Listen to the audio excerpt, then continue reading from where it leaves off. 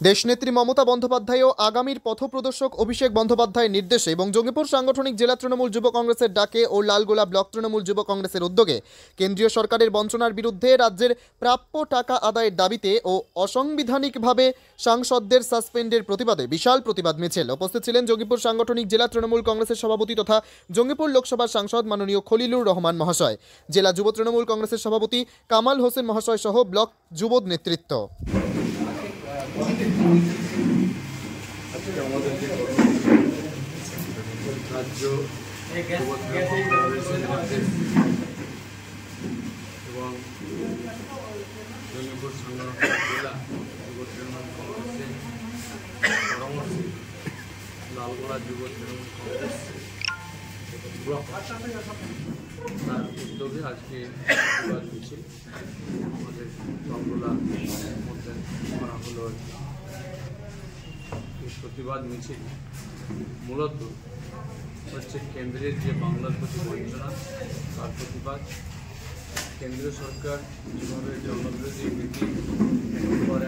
করে যাচ্ছেন তার প্রতিবাদ, কেন্দ্রীয় যে সাধারণ মানুষের কথা না ভেবে যেভাবে দ্রব্যমূল্য বৃদ্ধি হচ্ছে তার প্রতিবাদ, এসবকে লক্ষ্য রেখে আমাদের প্রতিবাদ মিছিল। প্রতিবাদের জন্য আমাদের রাজ্য নেতৃত্ব নির্দেশ দিয়েছিলেন, সেটা আজকে করা হলো। আমরা বিধায়ক সাহেবকেও এই প্রতিবাদ মিছিলে আসার জন্য জানিয়েছিলাম, কিন্তু সিনার জরুরি স্ট্যান্ডিং কমিটির মিটিং জন্য আজকে উপস্থিত হতে পারেননি। নিশ্চিতভাবে আগামী কর্মসূচিতে তিনি সপ্তাহে তিনি থাকবেন।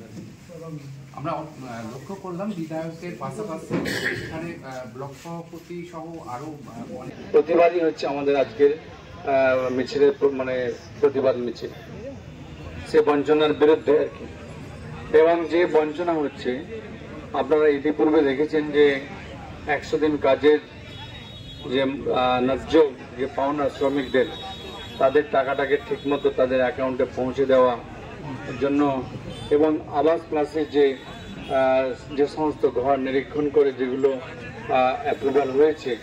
অ্যাপ্রুভ হওয়ার পরেও সেগুলো টাকা এখন পর্যন্ত আমাদের রাজ্য সরকার পাচ্ছে না, বা যেনারা বেনিফিট পেয়েছেন ঠিক তেমনটাই আমাদের নেতা অভিষেক ব্যানার্জিও তিনিও একবার সরাসরিভাবে তিনি দিল্লিতে গিয়ে আবার দিল্লি থেকে ফিরে রাজভবনের সামনে তিনি মানুষের টাকা আদায়কে বা গণতান্ত্রিকভাবে